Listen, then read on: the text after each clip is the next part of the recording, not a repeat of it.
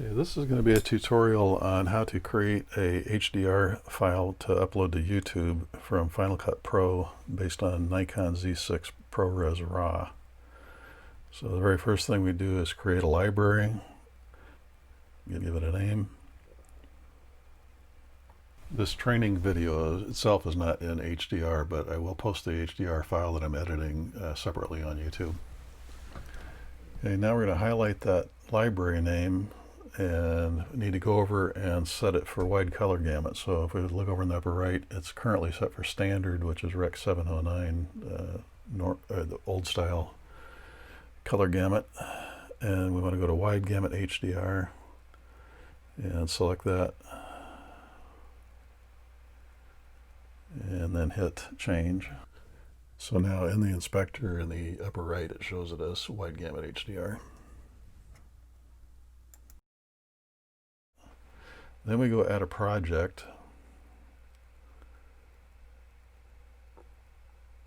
And that new project now, you want to double check your format and resolution and frame rate to make sure that that matches up with your input video format. Then the rendering is the output file format. So for our case, we're going to do ProRes RAW 422 HQ. Yeah, you can, for smaller file sizes, use some of the other choices.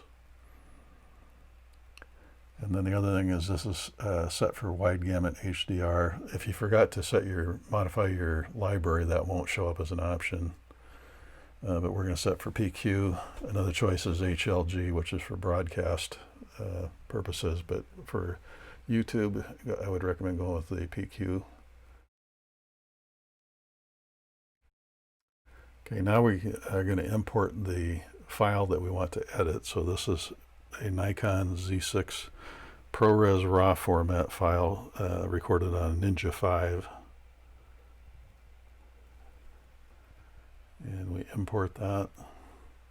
Now if you notice when I click on this, the vector diagram is way out of whack for magnitude, and so we're going to fix that up. Also the Luma channel shows up on the waveform scope as being way over the top, and this is all because this is an HDR file that for the imported data doesn't automatically show with the correct scale. So we're going to go over and fix that scale by going to the inspector panel. Make sure you're on the settings subset of stuff that's being shown, and you go to the color space override and set that to Rec 2020 PQ or HLG if you were using that. We're going to go with PQ in this case.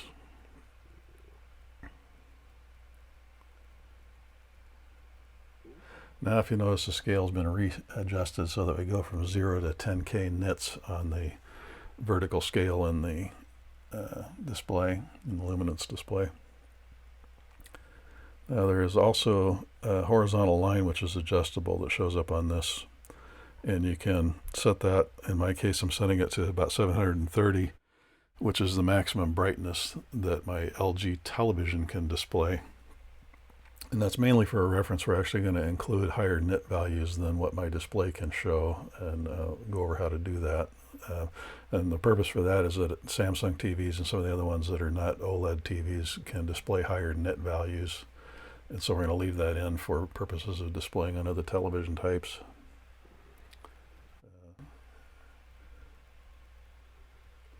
And to get all this stuff to show up correctly, there's a trick that you need to know about setting the show HDR as tone mapped. If you don't do that, I'm going to turn that off here to demonstrate. If you don't do that, your whites will get blown out because we're exceeding that nit value that the editing monitor is capable of. I have an AV output of a LG TV, but my editing monitor is an NEC monitor that's capable of about 350 nits. So everything over 350 is going to be blown out to white if I don't have it tone mapped. So again, we're going to go up here to the view menu and set tone mapping on, show HDR as tone mapped. And that takes all those really bright values and maps them down into reasonable values for that particular display. So it's not totally accurate as it would be if you had a $30,000 reference monitor, but it's close enough to try and do the editing especially for amateur work. Okay, now besides this monitor, the editing monitor, then you also, if you're using an extra AV output monitor which shows the entire video on the screen without all the other, it's basically a full screen mode showing the entire video on an external monitor. In my case, I've got this LG TV hooked up, and so it shows that. If you had a Samsung TV hooked up, it would show the Samsung TV in that slot. And again, it has a show HDR as tone map. So what that does is say, if my NIT values exceed what the monitor is capable of, all those higher values will get pulled down into a reasonable display on that particular TV for its capabilities. So while I'm editing, I'm actually looking at both the editing monitor and the AV output TV to double check everything.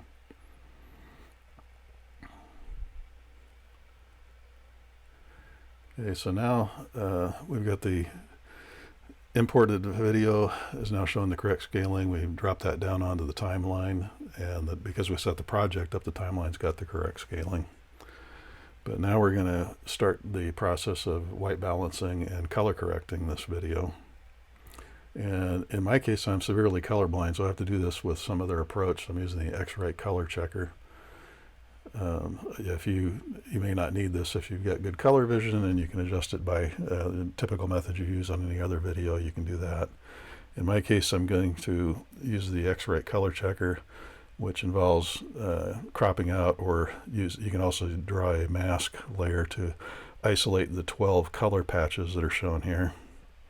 The top row represents the primary colors of red, green, and blue, and then cyan, magenta, and yellow for complements. And then the next row down is representative of skin tones, various skin tones.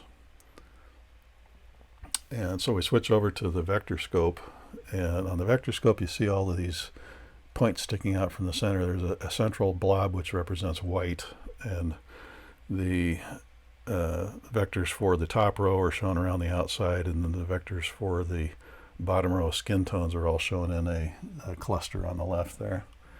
So the first step I'm going to do is go to add a color wheels color function, and that will let me do a little bit of white balancing. So I can go down here and do the color temperature and slide that over. This was taken at 3200 Kelvin for the color temperature, and it won't be exact, but you can adjust the temperature and the tint to get that to center up that blob of white right over the plus sign in the middle of the vector scope. And you can also magnify the length of the vectors by a little bit. I wish that was longer, but this is what the only option you've got in Final Cut at this point. Okay, so now we're going to also add another color adjustment function, and that's going to be the hue and saturation curves. So we add that in, and so this lets us control the length of those vectors and the rotation of the vectors around to point them to the correct colors. So the first thing here I'm demonstrating that you can use the saturation versus, or hue versus saturation, to magnify the length of those vectors. So more saturated is bigger vectors. And then the top control of hue versus hue, you can rotate the entire pattern around and try and match it up. Now all of those dots for the skin tone points all should lie along that line that's shown, which is a skin tone reference line. And then put in all of these control points for each one of the primary colors, and do that on both of the curves. And this will, I'll put in a reference in the description for a X-Rite video that discusses this topic of how to adjust all this stuff in more detail.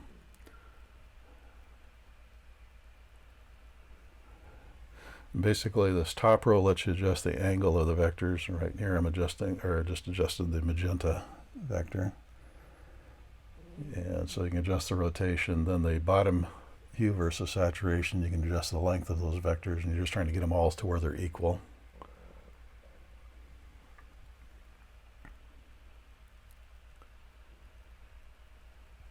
And if you hold down the shift key and you slide these control points up and down, that will keep it from moving left and right. So it'll make it stay on a vertical line. So once you get all those adjusted for length and the rotation of the vectors, that's essentially corrected all of the colors supposedly on a theoretical basis. Because I'm colorblind, I have to get other people to reference and tell me whether or not that has actually worked.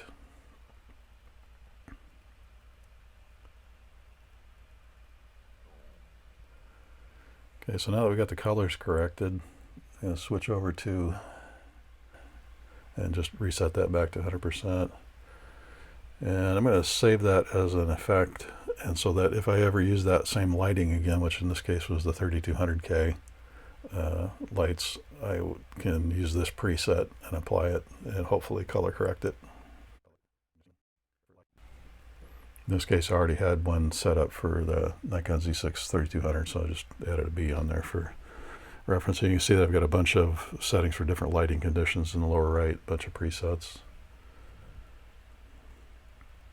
Okay, now I can turn off the crop and work on editing the contrast and brightness to give me a pleasant look. So I go back to color wheels and now go down and tweak the midtones and the shadows to give me a good looking image on this particular display.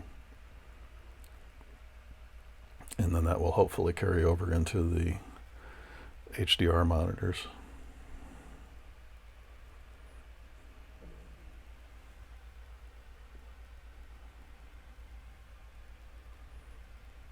Okay, so you can see that we still have nit values way above even 2000, some above 2000. That perceptual quantizer function is built into every TV now, and so that would end up in the HDR TVs. So that'll correctly map those back down into what the display is capable of for any particular display.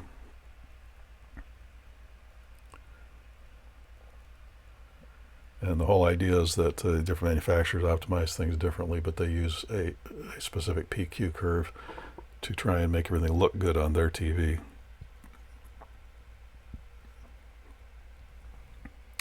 Now that we've got it edited to where it looks good, we want to output a master file. So I do share master.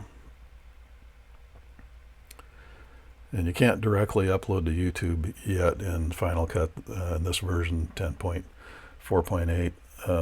The output to YouTube won't handle HDR files yet, so you have to do a master file. So in this case, I'm going to go to first modify this so you get a description.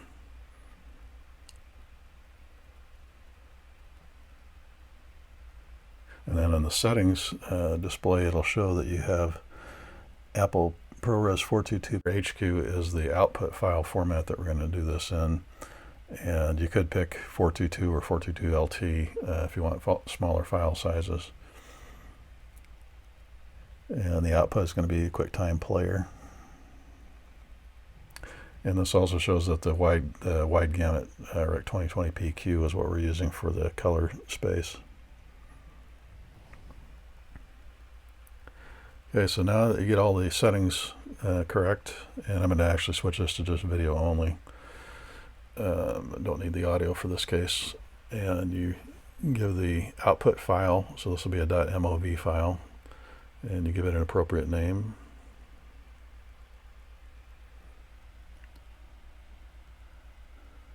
In this case, we'll go with ProRes RAW, Nikon Z6.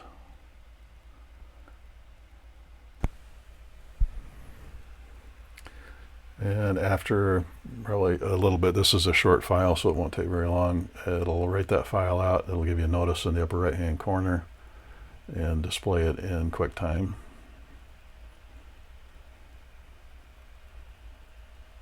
So here's our notification, and it's displaying it now in QuickTime. You can now upload that file to YouTube, which will generate a whole bunch of different resolutions of HDR and SDR versions of the file for all the different possible output devices. And you can check which ones are available at any time by looking at the quality settings in the posted video. And that concludes the tutorial.